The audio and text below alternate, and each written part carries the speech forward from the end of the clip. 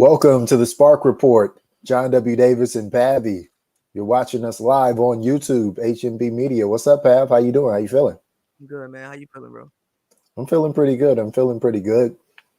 We have a couple days into training camp. We're about a week away from the first scrimmage, and then we'll actually have one preseason game against the Las Vegas Aces. So I'm feeling pretty good. It is interesting to note, and I thought about this. So when we look at this roster of currently 14 to 15 players, okay? This roster of 15 players, there's literally only 4 of the players that you and I have ever interviewed in person. That's kind of fun though. Well, okay. Well, for one, this season, I still don't think we'll be interviewing people in person. And I don't think we'll get back to that. Well, that we've ever met in person. Yeah. That's what I'm saying. Like, there's that much turnover on this team. Yeah. The only people that you and I have ever met in person will be Chanae, Necco, Sydney Weiss, and Bediva. That's fun though. It's fun though. Like I even mentioned this a long time ago.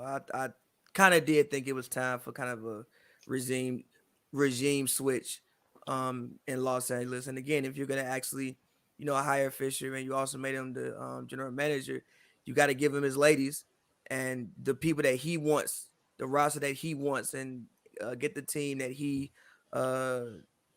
feels good about having. So I'm excited. We done been through this millions of times throughout the all season. People think that it's kind of a lost year for the Sparks. I don't think that.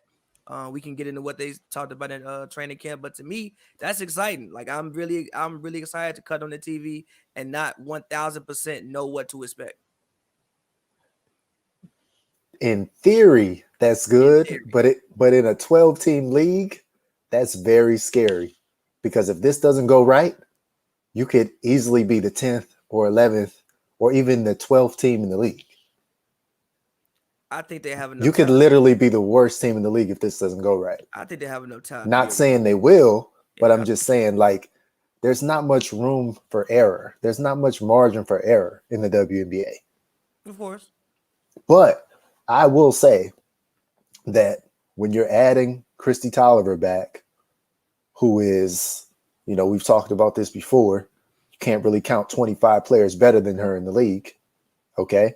And then when we talk about Chiney Ogwumike, who, if you look at her statistically, although she's only played 4 full seasons, the fact that she is one of the, I think, I was just looking at it, one of the top 25 most efficient players in the league's history. Like, she's had seasons where she shoots above 60% from the field. Like, that has to count for something. Efficiency counts for something in my book. So when you got a combination between Janae and Necco, their family average field goal percentage in the WNBA is probably about 55%. Which is crazy. Crazy. Right. You got your 2 post players making 55% of their shots on average, sometimes 60%. Like, that's a pretty good start. And then you got a backcourt that can play on and off the ball. Tolliver and Weiss. You got Brittany Sykes, who is going to start. Like, you got a pretty good starting 5. And then when you have the ability to have some of these players coming off the bench, you got Taya Cooper, who is going to be on this team and come off the bench. You got Zowie B, who is a willing shooter. Like, how good is it to have a willing shooter? She may shoot too much, but she is a willing shooter. She is also a willing shooter in Los Angeles. We were both there for her career high. She is also a willing shooter in Staples Center.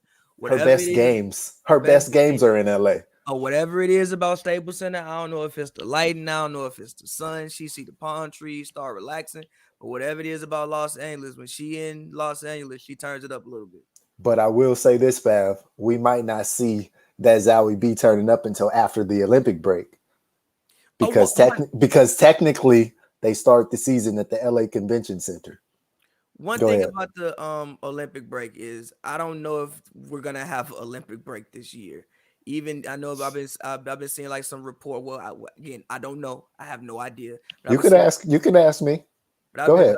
but I've been You seeing know I like, follow the Olympics. You know I've been. So go ahead. yeah, Let's but I've talk been about seeing it. some like reports that say like I think Japan declared like a level 3 COVID warning.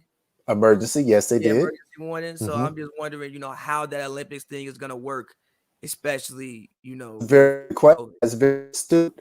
Let me tell you this, Bav. So myself personally, I normally get tickets to the games. And I had to return my tickets. They are not selling any tickets to international fans. So I'm I returning can't. my tickets for a refund. I don't even know why they selling tickets to their No, no, home no. base. Well, that's a question too. But these tickets were sold years ago. Like these Yeah, tickets were bought 2 and 3 years ago. Okay. of course. Okay. So they are saying international fans can't come. And then whenever they release polls of the public there, they say overwhelmingly that they would rather not have it or postpone it. Mm-hmm. But there's so much money involved in the Olympics. Yeah. There's so much money that they've already invested. They've already invested most likely tens of billions of dollars for all of the infrastructure needed for the games. Yeah. They've already postponed it a year. They have all of these stadiums ready. They have everything ready to go. And they have a huge broadcasting deal in the billions of dollars. So if it doesn't happen, all of that money you spent is for naught. And all of that money you will get for hosting it, you won't get. So So basically, what you're saying is money talks. Capitalism is gonna win out, and most likely we have no Olympics. Come hell or high water. most likely we are having the Olympics, and you've seen scenarios where teams and sports and leagues can play in a bubble. Mm-hmm. The Olympics, we're not talking about a 3 month long thing. The Olympics is literally a little over a fortnight, 2 weeks, I mean, 2 weeks, and it's done. isn't historically the Olympics kind of like a bubble anyway? Like they have the Olympic Village anyway, and They that's kind of do. where all the players stay. So isn't it? They It do. wouldn't even be that much Most of of a them, they don't difference. all stay there, but yes, Okay, traditionally, most of them stay in the main Olympic Village, and then they'll have some sub ones. Sometimes certain countries don't want their athletes to stay at the village, so they'll arrange their own housing. But yes, it's not general population housing, it's makes sense. separate. Um, they have separate places to eat, separate entrances. Like they don't necessarily have to interact Makes with sense. fans if they don't want to. Makes sense. So, yes, it kind of does happen in a bubble in its own way. You're right. That's a very astute point. So, I think the fact that the WNBA waited so long to release the schedule and the schedule has the Olympic break in there Mm-hmm. makes me think they're going to have it Okay. Okay. because all of the things I mentioned, as well as just the fact that it's already been postponed a year. Mm-hmm. The next Olympics is the Winter Olympics, which is scheduled to happen in February 2022 in Beijing. Yeah. And then Like after that, you may as well just cancel the Olympics after that you because might as well cancel the summer, yeah, because you're not going to have a Summer Olympics in 2022 and then and have one. then turn around and have another Summer Yeah. Olympics in 2024 in Yeah. Paris. Yeah. You're not going to do that. Yeah. So you're either going to do it or you're not.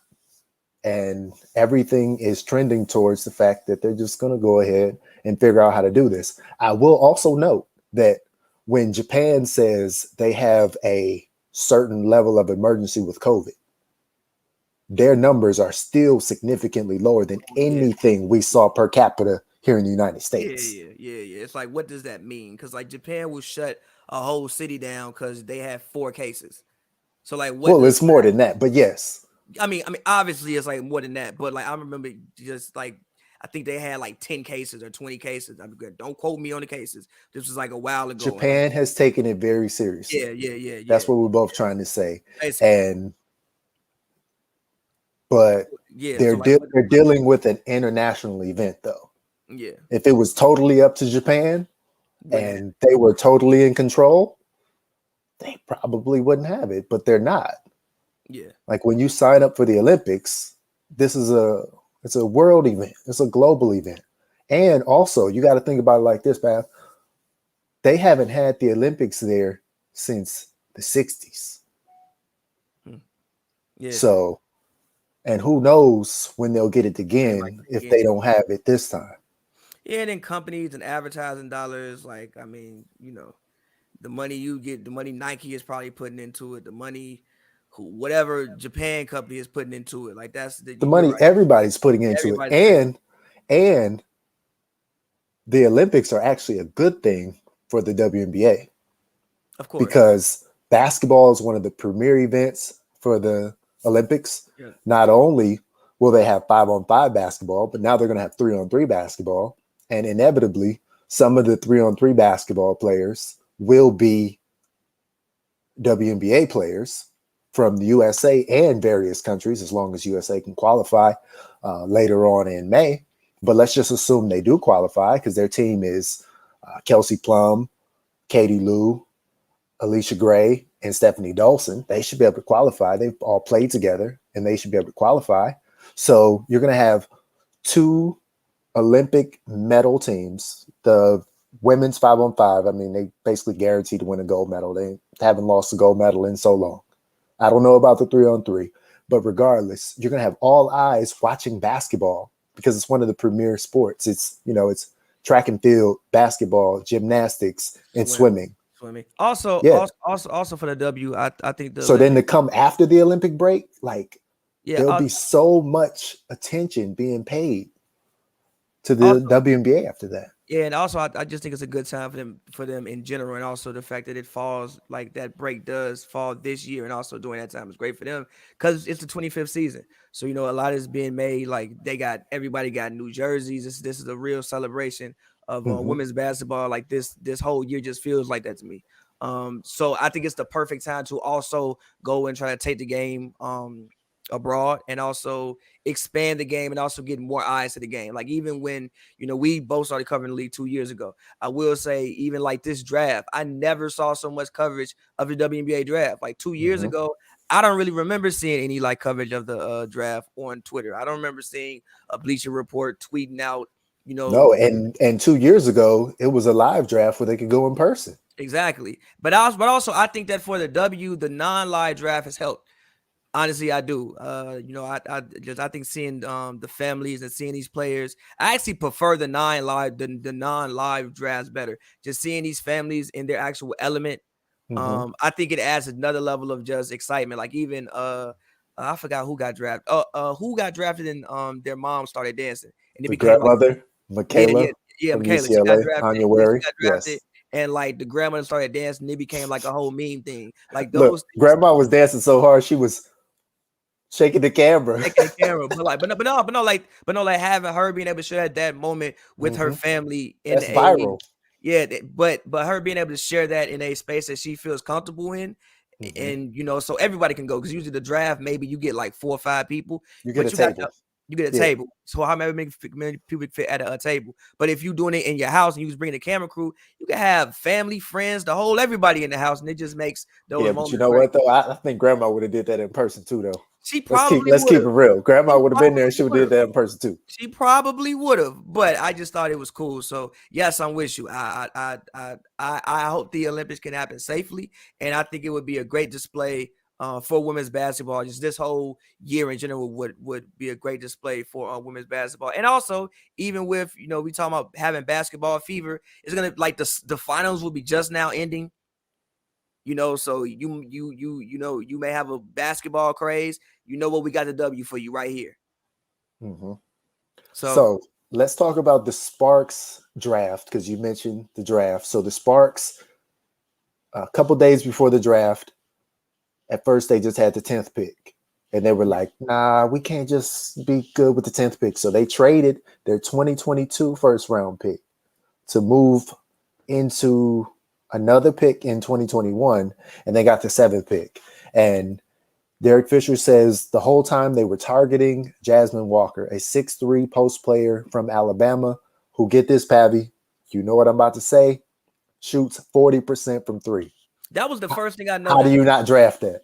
Like that was like the first thing I noticed, even when I just saw like when they did the draft monologue. I'm like, oh, she can shoot, but like she has a Right, great form. Like it's like it ain't right, even like she had a great form. Like somebody has taught you how to shoot. She is a pure shooter, which is right, something the Sparks need more shooting. You know, right, we didn't sat here for years and said everybody in the W needs to be shooting. right. She shoots like a 6'3" person would shoot, Exactly, not a 6'3" post player. She exactly, just shoots like a 6'3" person. exactly. Okay.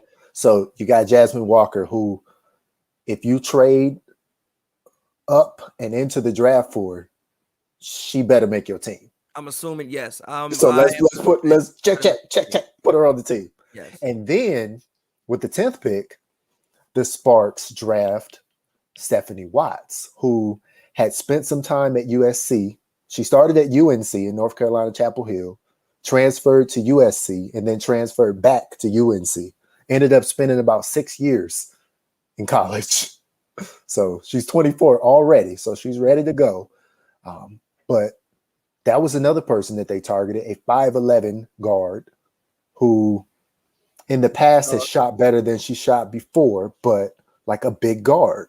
Like we always talk about size and height and what the prototypical player is going forward. Like she looks like it. I will say that even from just the media days that Fish, the media availabilities that Fish did over the winter break, I guess you want to call it, when he talked about speed, athleticism, size, and versatility, his draft picks I think definitely spoke to that. Exactly. So he told us what the blueprint was, and it sounds like they executed on this blueprint. And then the third pick, who was invited to training camp, and this will be Forever 7 Fresh's question, asking why is Arilla Quirantes not in any training camp footage? Very astute that you picked that up. I noticed that as well. She is not currently signed to the roster per LA Sparks website. That's my answer for you. She is not on. She is not on the roster. I'm looking at the Right. roster right now. She is not on the roster. So if you're not on the roster, Yeah, she you ain't on the can't team. be in training camp. Hey. Now, past that, like I'm not trying to, be fresh with you, but past that, I'm going to investigate into it. But when I did my mock draft with Winsider and everybody picked before me and it was down to me, I picked a player who I thought I could draft and stash. I picked, yes, Sabrina, she was on the training camp roster. So yes, she has been invited to training camp, but she's not on the official roster right now as of this time on the website. So that is all I can say. I don't. Pappy, you looked at the website, right? I'm looking at I'm looking at it right now. There are 15 players on there, right? I can share my screen. Matter of fact, here we there go. is no Arilla Share screen. Quirantes on there. Share the screen. Window, where is Dream? But anyway, so she's not there. But what I'm saying is, so yeah. yeah, See if I don't go to know if y'all G. can see this. Go to G. I don't see it. She's not there. Okay, Oh, yeah. So there's 15 there, and we know Maria Vadiva is not in camp right now because Maria Vadiva is playing on the super team, Ekaterinburg. And they just finished their season, so. But Maria will have other stuff to do after this over there in Europe. So I don't know. I can't answer that, but I'm going to ask. I'm going to figure it out. But what I want to say is, so when I did a mock draft with Winsider, it all fell down to me, and I drafted a person who I could draft and stash because I thought I already had enough on this roster, especially if I was going to keep my first round pick. And now the fact that they have 2 first round picks that you pretty much want to keep, like, you're going to look pretty bad if you're cutting one of those first round picks. Not saying they can't do it because there's precedence and you could do it, but you want to keep your first round picks. Yeah. Also, like, these are the picks that give you salary cap flexibility down the line. You want as many players who are not getting veterans maxes and then protected contracts and making 100,000 or 200,000. You want as many of them as possible to build out and balance a roster. because the Sparks are going to be one of the only teams that are going to carry 12 players at the beginning of the season. So first of all, that's commendable that they're probably going to carry 12 at the beginning of the season. So I give them a shout out for that, because there's so many teams that's just going to be sitting up here with 11. Like we always talk about a league of 144. Like that's the new shout out to Janae Agumike. That is her documentary's name, 144. But if she had to name it at the beginning of this season, it'd be the 137. But that's gonna make training camp. But that makes training camp so difficult, because obviously three of these ladies have to get cut. Yes. And when you look at the roster, to me, I think everybody's a pro. Like Yes. everybody, I don't think there's anybody that the Sparks have on their roster that I look at them and say, you know what, they shouldn't be in the W. No, all of them are pros. Right. Nobody is there just to be a training camp body. Exactly. Which I think makes training camp extremely competitive, because you got 15 people fighting for 12 slots. Really, you got Nah, really, you don't even have that many. Let's keep it real. I'm saying, really, you got about 6 people fighting for 3 spots. I don't even know if you got that. I don't even know if you got that. That's even strong. I mean, if you want to keep it funky, fresh, you might have like one available spot on this roster. You might have. If you want to keep it funky, fresh, it's like one open spot. Yes. So you got what, 5 people fighting for one spot? And honestly, you probably don't even have that one open spot. As long as somebody shows the fact that they're willing to compete, like Brittany Sykes said, and they're willing to do the little things, the people that are supposed to be on this roster are probably going to be on this roster. It's going to be hard to cut your first round picks. Yeah, really hard. Okay. And then you already got protected contracts, and then you got vets who've shown things. And then you got a young player like Cooper. You know you're not cutting her. You got Simone Augustus. Why are you letting Simone Augustus come if you're going to cut her? You're not cutting Simone Augustus. Right. You're not doing that. Oh, no. Twitter would be up in arms. Right. So Sabrina is giving us her starting lineup. She's thinking Wheeler, Tolliver, Sykes, and Janae and Necco Agumike. That's what I'm thinking too for the starting 5. I would rather Zowie B, but that's probably what it's going to be. Zowie B can start when Necco is at camp, when Necco has to go do USA stuff.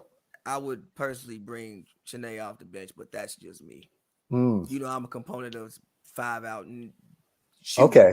So you would start Wheeler, Tolliver, Sykes, Necco, and Zowie B? Yes. I think another interesting starting lineup could be, and I'm not saying this to be disrespectful, but I think Sykes could be a good just straight up guard and not wing. So if there was ever a way to have her start at the 2, I think that would give them a lot more versatility. Because when you have to start Sykes at the wing, although she's, long and athletic and everything like that, that means that, one of those other 2 guards, if she has to guard the toughest defensive assignment, which is, what she wants to do, then you might have a little mismatch if you got a 5'7" guard guarding somebody who's just a little too big for him. So question, in that situation, who you bringing off the bench, Christy or Erica? You know my answer. I don't know. I'm asking a question. I don't know. I'm bringing Erica Wheeler off the bench in that situation. Hey, man. Just confirming. That's all. If I bring in Christy Tolliver off the bench, I might as well tell her to go home. I mean, No. Hey, look, there have been some great 6 men, 6 women in basketball history. Manu Ginobili came off the bench. Yeah, but nah. I'm just saying. I 1000% agree with you. I feel you. I understand. I'm just asking the question. That's all. To quote the Chicago philosopher, yeah, but no. That's you. Yeah, but no. No. It would be great if Sykes could start at the 2. But essentially, they just going to run a 3-guard lineup, and that's what it's going to be. Which is why I would start Zowie B, because again, even when Fitch talks about running pick and roll and getting people in the paint, what better way to get somebody in the paint but then by playing, by spacing the court and having a center who can play on the perimeter and who can also pick and pop and not just roll. How about this then? So if you really want a 3-point lineup, how about this?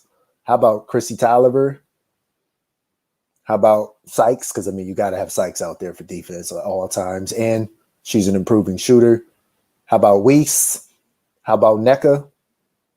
No. I can do even better than that. Let me start over. You ready? You want the ultimate 3-point shooter lineup? Listen. How about Chrissy Tolliver, Sydney Weiss, Jasmine Walker, Necco, and Zowie B? It's a big lineup too as well. It's a big lineup. I mean, again, Fisher's whole thing was versatility.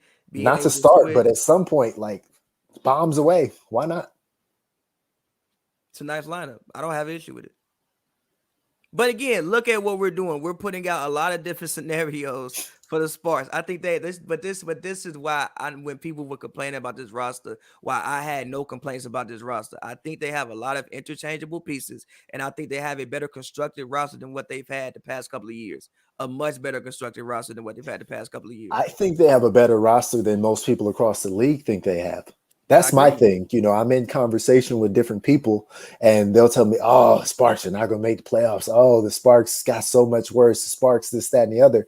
And I'm like, is Necco not great? Is Christy Tolliver not great? Is Janae not an all-star? Is Zowie B not willing to shoot like 8 threes a game? Is Brittany Sykes not on all defense? Like, is Erica Wheeler not an all-star MVP? Like, these are ball players. I also think that with this roster, everybody will be playing more so to their position strengths. You know, I do think that when you have a player like Candace, obviously she can handle the ball and you want her to do so much. But when you want her to do so much and you basically kind of putting her in the backcourt, you're taking your guards and you're putting them in places on the court that maybe they aren't the most used to playing at. Mm-hmm. So I also think that the ball will probably move better. I think maybe, you know, you might get more ball movement. And again, I think that we can actually see what Fisher's system is and what his vision for running a team is this season more than we maybe have in past seasons, personally. We'll have to. And I think he gives himself 2 years to figure this out. Because when you look at all the contracts, nobody has to be here past 2 years. If there's not trending towards a positive turn in the team, like, you do some real evaluations at that point. Because again, it's a 12-team league. Like, you can't get like 12 years to build a team. Question. So what for you would be for the next 2 years success for Derek Fisher and the Sparks organization? You have to make the playoffs both seasons, and he needs to make a WNBA semifinals. Like, you got to get past the second round. So he's got to get back to making the semifinals. Like, yes, they technically made the semifinals the first year in 2019. Which I thought was a good season. I don't know why everybody. Yeah. So you got to get back to that level. The way that season ended is not the way the full season went. When you add in all the injuries and everything that they went through, the way it ended was not the way the full season went. So semifinals would be success for you for the next 2 years with the LA Sparks. At some point the next 2 years. If he gets to the semifinals this year, let the man do whatever he wants. Fair. Let the man do whatever he wants, because eventually they'll attract more free agents, because LA is always going to be LA. It's LA. It's always going to have the vibes. It will always have. It will always have the vibes. Always have the vibes. The place sells itself. That here, they're giving you housing to play here, and they're giving you a vehicle allowance to play here, and you're in the summertime in Los Angeles. Who does not want to come spend the summer in the You don't even have to convince people to spend summers in LA. They are getting improving facilities now that they have a dedicated practice facility that has like the proper weight room right there, right off the court in Glendale. Which I am incredibly happy that they got. They're going to continue to play at Staples. Everybody loves playing at Staples. Questions. Let's not gloss over this, because this is one of the. I remember having this conversation with a lot of people in past years before. So this is their own dedicated practice facility, meaning the players can access it whenever. I don't have the answer to that. I would hope so. When I say dedicated, I mean it's a place that has enough courts and enough resources to actually be a legit practice facility. That's what I mean by dedicated. I'm just mean that when I'm not sure if they can show up on their off day and shoot. I would hope so. Hopefully, but if they can, this is a way to get better. Like, you can get better not on company time this way. Let's say you had a bad game. Okay, but we don't have practice tomorrow. If, I can't go get up 200 shots, then that means the only time I can get better is actually at practice. Right. That's usually not how greatness happens. So, and I remember we had this conversation a while ago. We had a theory that one of the reasons why the Mystics shot so well was because they, practiced and played at the G League facility. Meaning they could probably go in there whenever they want to and get shots up. Yes. That's why the whole team can shoot well. So I hope that, you can probably go in there whenever you want to. You can walk in there at 3 a.m., get shots up. So I hope that this place is a dedicated practice facility that the players can go to whenever they want to and get better. Another interesting thing that I heard from Derek Fisher during the first couple of days of media is, he was saying that he was thankful for that facility in Glendale, but also that there'll come a day when the LA Sparks have their own specific practice center, training center, like a team specific center, because I think it's moving towards that model. That's what the Las Vegas Aces are planning on doing. The team that they're going to play in a scrimmage that won't count, but then a preseason game that's actually going to count. That's going to be their two opponents in May. And so they have to get to that level, but also by getting to that level, you bring more value to your organization. Your team is worth more money if it comes with its own practice facility and a training facility. And, things like that come with additional revenue in the league. So when they get the opportunity to renegotiate their broadcast deal, all the teams should have access to a lot more capital. And they don't have to spend their own money to do it. I 1000% agree, but I've had this discussion many times on Twitter. If you let's take the NBA for example. I think it was constructed in 1949. It's either 49 or 51. The first 25 years, that drops you back in this. I don't even think you at the merger yet. If you take the first 25 years, you're not. And people had jobs in the off season.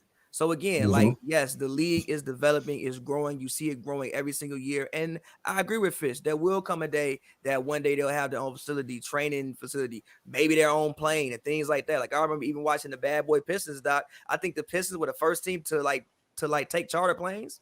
They were Detroit basketball. Can you imagine showing up to the airport and Larry Bird just sitting next to you because he's on a commercial flight?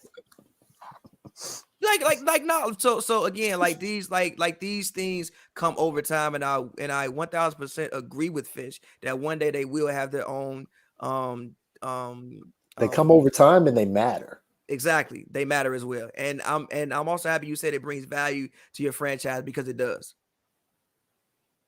Those things are all assets. So yes. So we have another comment, and they're saying that they believe the Sparks have improved from the guard position. I agree. And a comment says that Chelsea Gray did not fit with the new system. That's what you kind of were saying, right, Pav? Yes. That's what you were saying, right? Yes. No slight to Chelsea. I think she's a great player. But from what I watched a lot of times last year, she wasn't the best shooter. So there were certain times last year where they went under every single screen because she just was. I don't know what she shot from the 3% last. I don't have it right in front of me, but it wasn't. It was good. Low. It was low. Very, very low. So she wasn't the best shooter. So again, if Fish wants something that's versatile, moving the ball, and she's more of a ball dominant isolation type scorer who's not the best shooter, that doesn't fit. And I do agree that they got better. They actually have guards. But you know what though? Like, to keep it real, I hate to go back to this every single time, but I will for new viewers and new listeners. They just needed Christy Tolliver last year.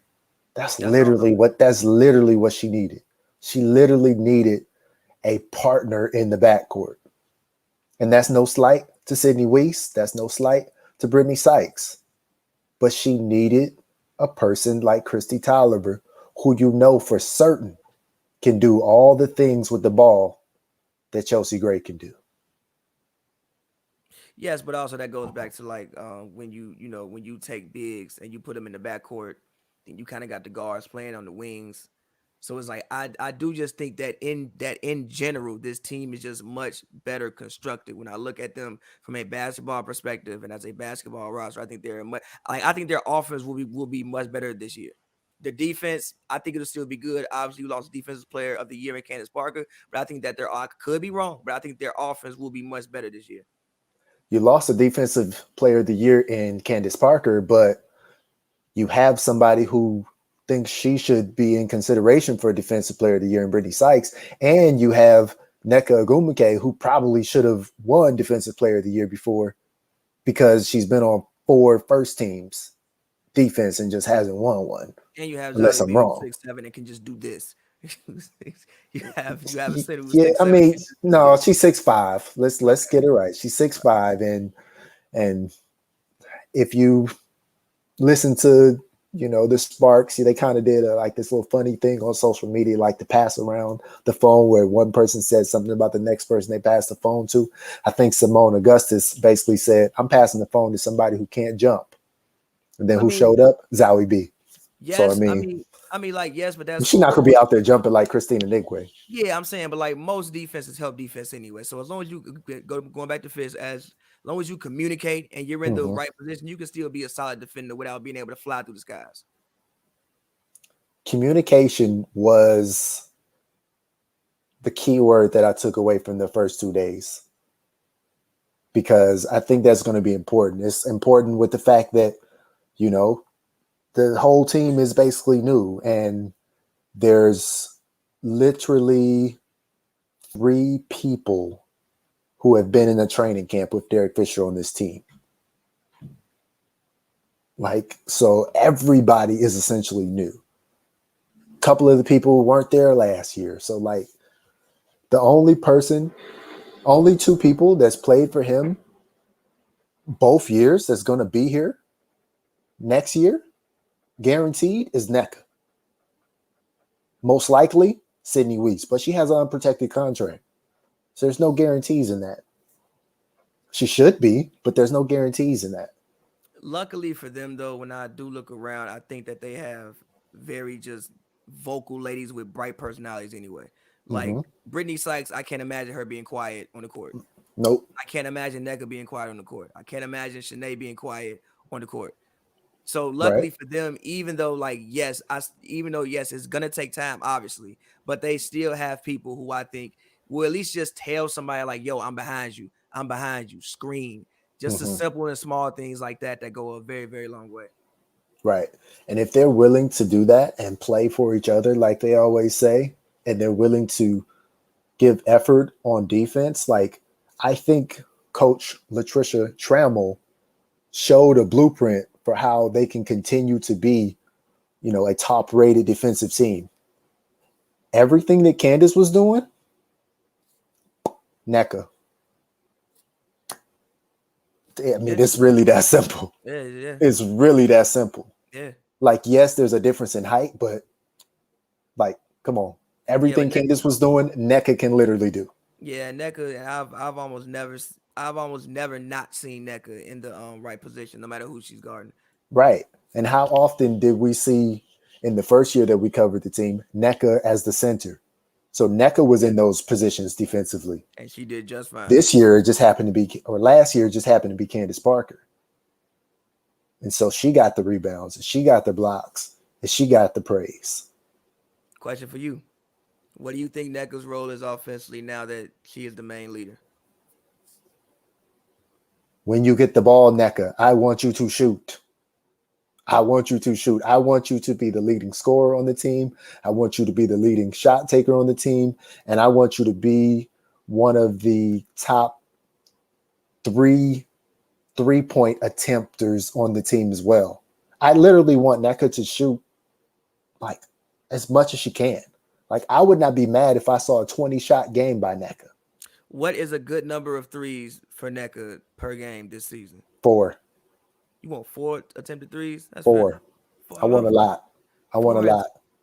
I don't know if I want. I want a lot because you have to think about where's her sister Janae comfortable at. Like, yeah, she says she wants to expand her game and face up and shoot and all that stuff, but I'm not putting her out there outside the 3-point line every single time. Like, there's going to have to be some give and go. Like, yeah, you could do that with Zowie B. You could do that with Zowie B every time. Together, so that makes sense. Right. You could do that with Zowie B every time, but, you know, Zowie B's not going to start every game. There'll be some times when Zowie B and Janae start together. That'll be interesting. That'll be very interesting when we see that, because I don't think Necco will play every single game this season. Like, at some point, they're going to have to let Necco go to the Olympics. They have to let her go to training camp because she should be on that team. Like, if Necco's not on the Olympic team, something's wrong, because she committed to the team for 2020 and she had that contract where she didn't go overseas. She's been to all the training camps that I know about in 2021. Like, she's committed to that. And this will be Necco's first Olympics. As great as Necco is, this will be her first time actually making the Olympic team. Come on, man. She got to make it.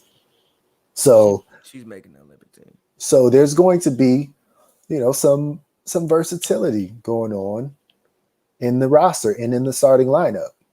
There might be a day when, if Christy Tolliver says the most important thing for her to maintain and improve this season is to be healthy, there may be a day where the Christy Tolliver needs a game off.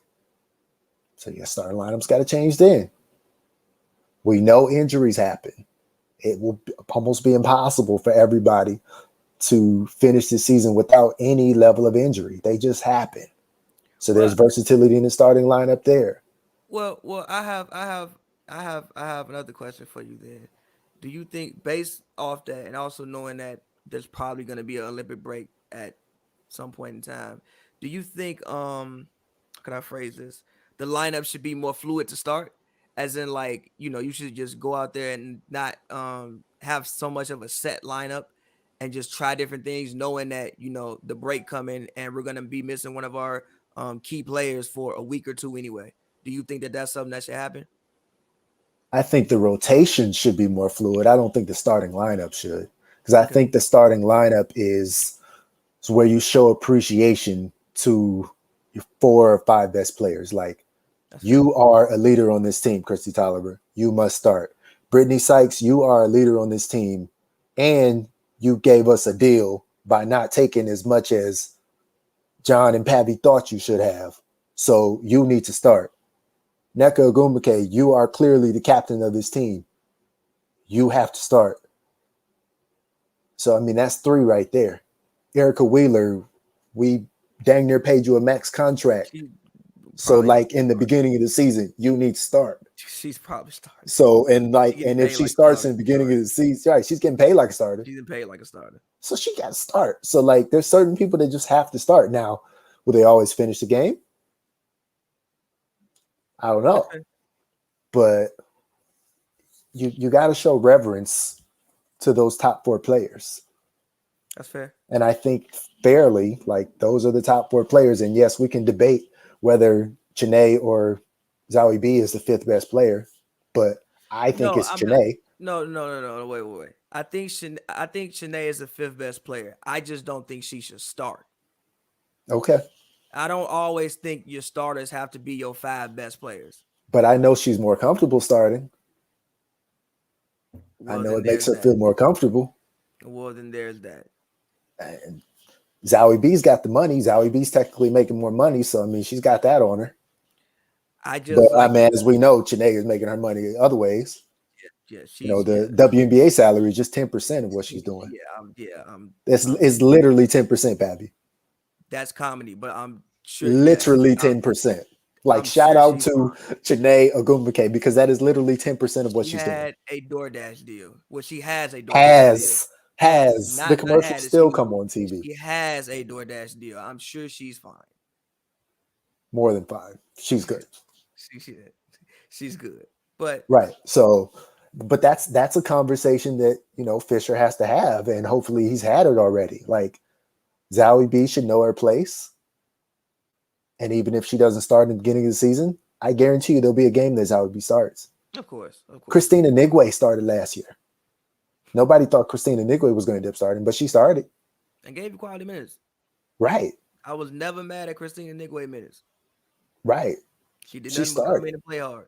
So there'll be opportunities for people. I think there'll be an opportunity for Taya Cooper to start at some point this season. I think there may be an opportunity for Sydney Weiss to start at some point this season. The only person who I don't think will really have an opportunity to start is Simone Augustus, just because she came off the bench last season, and like you're maintaining. Right. Yeah, like that's how that you don't bring her over at her stage in her career to go out there and play 25, 28, 29, 30 minutes. Now, is Simone Augustus on the court at the end of a big game, a key game? Sure. Why not? Yeah. But she doesn't have to start. Like, I think she's proven that she doesn't have to start. And so if she's proven that she doesn't have to start, like, you don't have to rock the boat with that. Yes, okay. Zowie B is getting paid like she's a starter, but I don't think she is. Pavy thinks so, but I don't think so. I'm on to start Zowie B, bring Shanae off the bench. I only think Zowie B is getting more money than Shanae, because Shanae didn't have to take that much money to be on the team. Plus, she wants her and Necco, like, they want to have 12 on this roster. If they wanted more money, they could have got more money, and then they would not have 12 on this roster. And instead of this being the League of 144 or the League of 137, it'd be the League of 136, because Sparks would be just another team with 11 players. Yeah, 11 players. Which is awesome. I'm gonna count it up at the beginning of the season, and we're gonna name an episode however many players actually in the league under contract at this time. Because it's not gonna be 144. No way, no how. I guarantee you. And again, I also want to clarify, I do not think their 5 best players are the people who I think should be starting. I think, like I said, I think their 5 best players are Shanae, Necco, Brittany, Erica, and Christy. But I just schematically, wanting to play 5 out, wanting space on the court, wanting driving lanes, I would like to start Zowie B. And I also love Shanae's energy off the bench. But what if Shanae shoots threes? What if she's Shanae 3.0 and she's shooting threes? Now look. What if she's making 1 out of 3? What if she can make 33% of her threes? I was gonna say, like, look, now if she has added in time that we haven't seen, because obviously we can't go to practice, so we don't know. We don't know what's really. It's been 2 whole years. Exactly. So look, we don't really know what's going on behind closed doors. I don't know. I haven't seen a workout train. I don't know. But if she can come out and shoot 33 to 35%, okay, start her. That's fine. I have nothing. Because as great as Zowie B is, Zowie B's 3 is not going to be that much higher percentage-wise. It's just the fact that she's a willing shooter. Again. And the fact that for some reason she catches the Holy Ghost in Staples every time she goes to Staples. But they know Holy Ghost catching until middle of August, though. It might be the palm trees. They park in the same lot. Well, look, they better put some palm trees up at the convention center so Zowie B can become Zowie 3. Yes, the sky shows shy. Is Simone Augustus making the team? Is that a rhetorical question? Yes. Derek Fisher cannot be the person who ends Simone Augustus' career. Simone Augustus' career ends when she says it ends. That's not happening, especially after the offseason that they've just.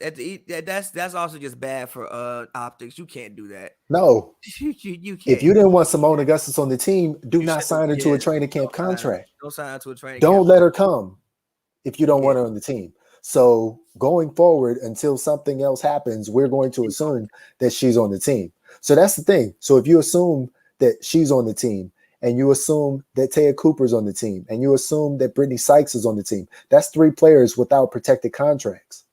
And you already have protected contracts in Wheeler, Tolliver, who else?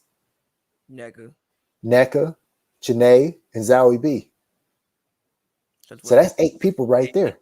Then I'm assuming, and I didn't even mention you rookies. Go ahead. Then I'm assuming you're keeping Jasmine. That's 9. Obviously, Maria's staying. That's 10. I'm assuming Sydney Weiss is. That's 11. And then there's your open spot. And are you really trying to cut the person your first round pick? Yeah. Especially if Arilla Quirantes is not in camp. Yeah. You really have no reason to move off of Stephanie Watts at this point. You have no reason to not give her time, give her a season to like really show and prove. I also think that the Sparks just need some young players in general. Obviously, she's 24. I think they just need some young players in general. But I'll be honest though, I am intrigued by 6'2", almost 6'3", Bria Holmes at guard/wing. I am very intrigued by her size and versatility. Like I said, Fish has some tough decisions to make. This will end, but also I think that things like this will help them be even more on point when the season starts, because you're gonna have people coming into practice and competing every single day. Every single day. And I like Nia Coffey because I think she's a solid player and she has a solid build. Like she's a strong player. Amir Coffey's sister, you know Amir from covering the Clippers. And then Christina Nigue. We literally saw Christina Nigue do pretty much everything they wanted her to do last season in the Wubble. So do you not want her on the team again? Like, so there's so that's why you're saying like literally all 15 players that are currently on that roster can make the team and can make a WNBA team. And let me add this, and I agree with Forever Fresh or Forever 7 Fresh. I would trust Augustus to hit a game winner. Most definitely. Most definitely. Most definitely. If it came down to it, yeah. I trust her. I trust Tolliver. I trust Necco. Even that, I trust all of these people to make the right play. Mm-hmm. You know, and even going back to my communication comment earlier, Chrissy Tolliver is literally a coach. So you have yes. So you have not a coach in the making, not a coach in waiting. Yes. So you have a coach on the floor, and also I think about things like film room and just seeing things on tape that obviously coaches sit in there, put long hours in and just watching tape. So if Christy, her being a coach doing that, I'm sure that translates to her being a player and just her going the extra mile and seeing things on film and being able to, you know, just alert the ladies when they're on the court of what's coming. Like, for instance, let me just throw this example in. Like, I was one of the last Clippers games, I think it was Rondo's second game. And they said Rondo was one of the media members had asked him, like, yo, so you were calling out the sunsets. How did you do that? He said, oh, I saw it on TV last night. I saw them run it. But just like things like that I think Chrissy Tolliver can bring to this roster that, you know, even though, yes, you do have a lot of new pieces, still you have some great basketball minds on the team that I think can make the process move along a little bit easier.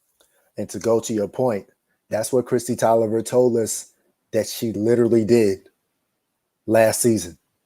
She literally just watched basketball. Watch the WNBA. When was the last time Chrissy Tolliver just had the opportunity to just watch the WNBA? Never. Like, yeah, she's had the opportunity to just watch the NBA, but she's still working. Like, when has she had that opportunity to just analyze and analyze and analyze and analyze? Yeah. And critique and learn and pick. And now she can apply all of that. So I think her game will be better because now she's seen all the things that she can be exploiting and not having to be in the moment trying to figure it out. And also, like you said, I think that her ability to translate what the coaches want to do and what the other team is trying to do, like, that's worth a couple wins in itself. And so if you think the Sparks are a 500 team, just because Christy Tolliver's on the team, that's got to make him a better than 500 team. And also, obviously, I don't want to say she's old, but she's not 25 anymore. She's 34. Yeah, and coming off the championship run, like I remember, she was dealing with some knee issues when Yes. doing it. So just even getting the time to really sit down and rest, and actually being able to rest your body, Right. and making 2 sure years basically. I mean, it's 21 months. exactly, and 20 making months. sure that you are fully healed, I think can go a long way for her. That's going to be the key for her, is health. That's going to be the key for Necco, is health. That's going to be the key for Chene, is health. Even for Brittany Sykes, health. Like, that's going to be the key for all of these players, is staying on the court. That's the key for everybody in the league, though. Health. It is. Key for everybody in the league. It's not like you're going out there and playing 82 games. I mean, you even saw last year, if you sprained an ankle, you might be going home for the year if you sprain an ankle. That's going to be the key for Candace Parker. That's going to be the key for Chelsea Gray. Be the key for everybody. I mean, we saw the difference between a healthy Candace Parker in 2020 and a non-healthy one in 2019. We literally saw it with our own eyes. Yeah. She felt it. She experienced it. The same with Chelsea Gray. Like, we saw a healthy Chelsea Gray in 2019, and we saw Chelsea Gray dealing with stuff in 2020. And what was the difference? One was a first-team all WNBA player. The other one was frustrating people and frustrating herself. I'm hollering at you saying she was frustrated. I was not expecting you to say she was frustrating people. It's just the word choice was hilarious. She was frustrating people. It's hilarious. She was, because people know what her potential is. They know that she can be the best guard in the league.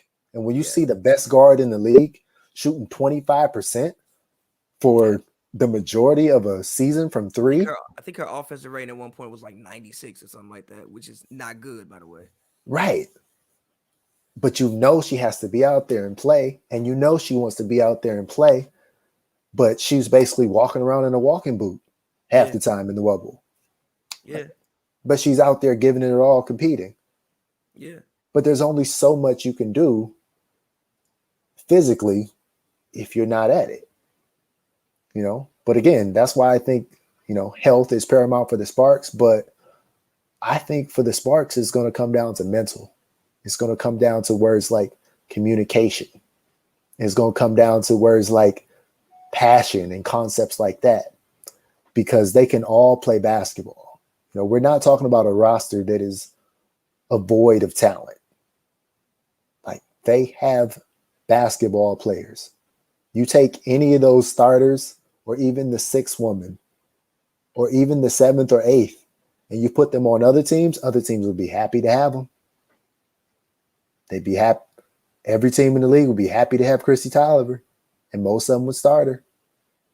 Most teams would be happy to have Erica Wheeler, and half the teams would start her. Every team in this league would figure out how to start Necco, and they would feature her in the offense. Most teams in this league would start Brittany Sykes. Every team would love to have Zowie B shooting threes. And every team would love to have an energetic player like Chinea Gumke. Again, when we can, start to wrap it up soon. But which was the one thing, again, where people were I think people looked so much at what the Sparks lost, because again, we're talking about some of the biggest names in basically some of the biggest names in basketball. Actually, I would want to say no, some of the biggest names in basketball are people that they lost, and I don't think enough people looked at what was still left, and also what they added, and I also don't think enough people tried to listen to what Fisher's concept was for this basketball team. And I think the Sparks are going to shock some people this season. I really, really do. I don't think that we're going to see a drop off. I think that they're going to continue to be one of the elite or the better teams in this league. And I'm excited to see what they do, personally. This is my thing. So, obviously, Candace Parker is who she is. But if Candace Parker is replaced by Chinea Gumake, you can live with that. You can work with that. As great as Chelsea Gray is, if Chelsea Gray is replaced by Christy Tolliver, you can work with that. As much of a microwave as the microwave Raquana Williams is, if she is replaced by Erica Wheeler, you can live with that. So, I mean, that's the major three right there. And so they're replaced by people who can come in and do what they do, whether in the starting lineup or off the bench or positionally or what. And Derek Fisher kept telling us what he was trying to do. He kept telling us what he was trying to do.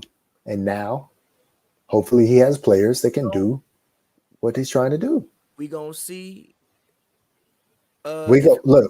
We gonna learn. You know, remember when your grandma used to say, "You gonna learn today." You gonna learn today. We gonna learn. We We'll gonna see. learn real We'll soon. see. We gonna learn real soon. We gonna see. Honestly, we'll learn on May 8th when they play that scrimmage at the convention center. Not scrimmage, when they play the preseason game, like not the scrimmage one that's going to be on the second, but the actual preseason game against the Aces. We'll learn real quick when the Aces are rolling out Cam Bage and Wilson and Chelsea Gray and McCautry and De'Ara Gamby and everybody else they got on their team and Raquana Williams. And then the Sparks roll out who they roll out. We're going to learn real quick when it's starters versus starters. Yeah. Like if they just get whopped, then you say what you want to say about the Sparks. But if they compete with the Aces, who are a favorite to win the championship right now, like if you don't have the Aces in your final, something's wrong with you. If you're looking at this league on paper and you don't have the Aces in your final, something's wrong with you. Like you can't name two better teams that are better than the Aces right now. We haven't played any games, but you can't name two teams that are better. Sydney Weiss has earned a bigger role. I think she's had some nice roles these last 2 years, and we just have to see what happens because playing time is going to be at a premium. But Sydney Weiss should definitely be on this team. At this point in time, Maria Bediva feels the scoring that Candace left the team with, but Maria Bediva will not be here until after the Olympic break, so can't really count that. Yeah. Can't really count that. Yes, I mean, if you have Maria Bediva from the jump, I love you, Chanae, but I might start Bediva. I mean, I've said and Necco. I've said for years Maria needs more playing time, but it's just like because we saw it the first game when she played in 2019. She had 24 and 10, and then she had to dip and go do her overseas stuff. Yeah, 24 and 10, and she made threes.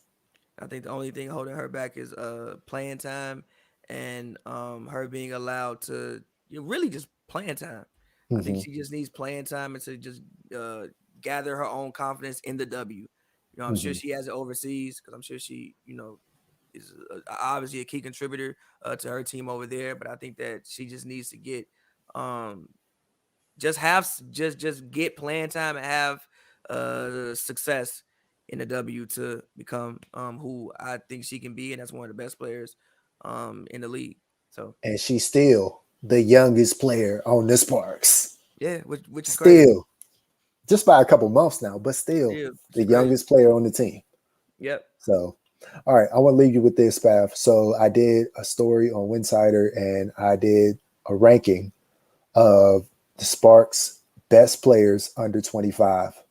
I'm going to give you my rankings, and then you let me know if I'm right or if I'm wrong. I said the best young player on the Sparks under the age of 25 is Maria Bediva.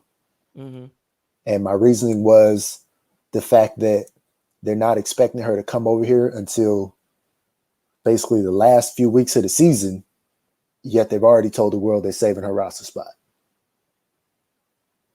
So that was my reasoning for her. Mm-hmm. And we see what she's done when she gets minutes in Europe on the team with Griner and John Quell Jones and Brianna Stewart and Emma Mieseman. I mean, not even just that. I mean, even if you're just looking at potential, she's still the youngest one. Like she's still the youngest person on the roster. So I think it's a no-brainer. Number 2 I had was Taya Cooper. And that was because she showed that she can play in the league already. Like she's already showed she could play in the league. And so that made her number 2 over all of the draft picks because she's got a year on her resume. Somebody may have more potential, but she's got a year on her resume. So I had her as number 2. It depends on how you want to look at best, I guess. You know, when you talk about under 25, let's think a lot of times people talk about it in a very potential based thing. So if you want to talk about potential and you want to put Jasmine Walker ahead of her, I'm not mad at that. Okay. Also because of size, she's obviously 6'3", Taya's 5'8". You can't teach size and you can't teach shooting. So I think if you want to put Jasmine ahead of Taya, I'm not mad at that. I may go Jasmine ahead of Taya.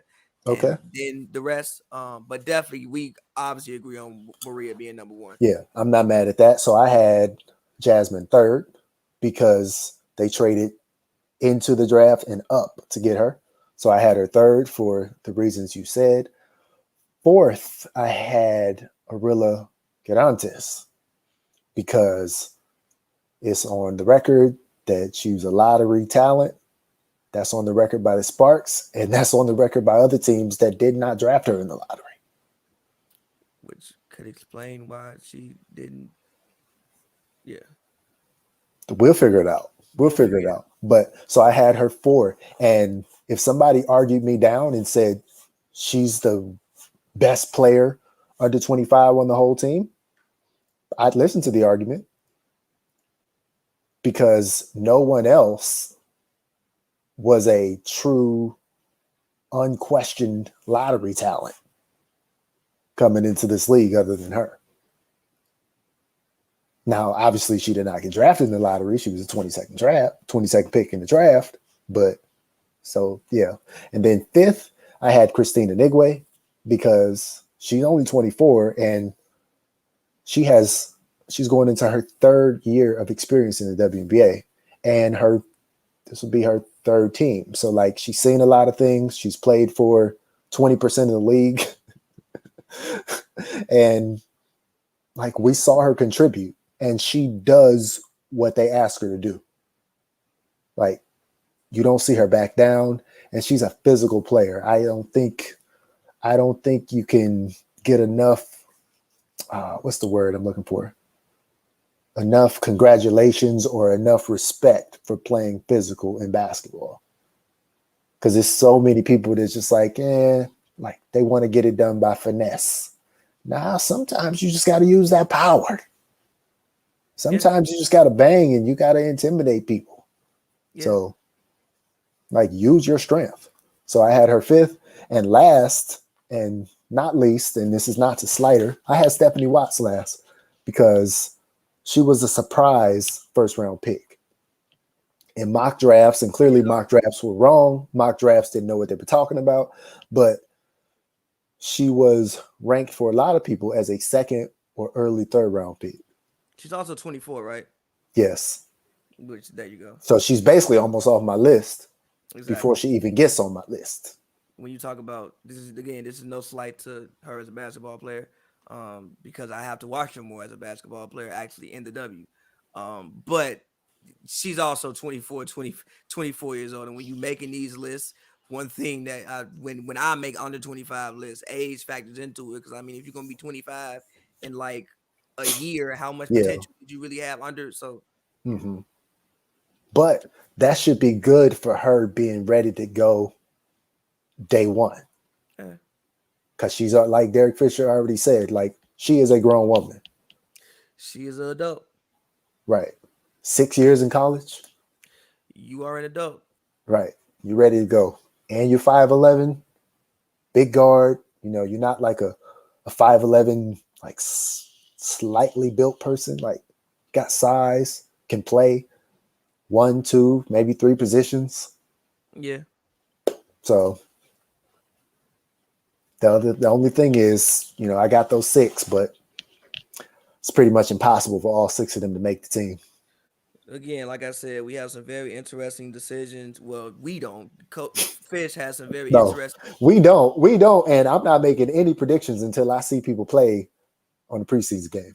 I mean, I got Don't ask me for my analysis of people that I have not seen play. facts. And how much analysis can I really give you off one game? Facts. So yeah, we'll see. We'll see. We'll see. So they just got to trust in themselves, trust the process, trust that they know how to evaluate talent, trust that they know that these people or these young players that they're bringing in can add something to the core players. We know who the core players are. They have protected contracts. So if you're not in that group, you got to add something and complement them. Like you're not coming in here to take over and be the star of them. Maybe one day, but not yet. Like there's seniority and there's hierarchy in the WNBA. That's why a lot of teams will end up having 11 instead of 12. So just keep that in mind. But I appreciate everybody watching. I appreciate everybody's comments on YouTube. I appreciate everybody who's going to listen to this a little later on the Winsider Podcast Network. Have to ask Pavi, as always. What's up? What are the projects you're working on? Where are we at with the songs about it came out? You didn't see it? You ain't listened to it? It's out. It came out last week. Tell us. No, well, songs about women is out right now. I'll make sure I link to it in the end screens of this video. So please, guys, go check that out. We'll have videos coming soon. How many tracks? It is 10 tracks. It's really 9. One is a skit, but it's 10 records. It's only 27 minutes of your time, so it's not that long. So yeah, make sure you guys go check that out. And we're trying to get Soft Lips play at a Sparks game, so we will see if it happens. You got the plug with the DJ? We trying, so we'll see. I mean, low key, we can just bring a little speaker. You can honestly, we can honestly, bring a speaker and just play. We can just bring a little speaker and play it at the preseason game because I mean they ain't even gonna know. We just need that one. We just need like 4 seconds of it to play. Literally, we need that one part and cut it. We gonna make so let it be written, so let it be heard, so let it be done. It's gonna happen. We're doing it on May 8th. I see you on May 8th, and we gonna play Soft Lips in the LA Convention Center. Yeah. Who gonna stop us? Probably not a soul. Because ain't nobody else gonna be there. Yeah, facts. It's gonna be me, you, and like 4 other people. Facts. And all the players. Facts. So, but yeah, so stick with us. You can check me out on Twitter at John W. Davis. I'm bringing you all your Sparks coverage. Also check me out on winsider.com where you'll find my articles. And then, check me out on here, HNB Media TV with the Spark Report. All right, y'all. John W. Davis and Pavi. Peace.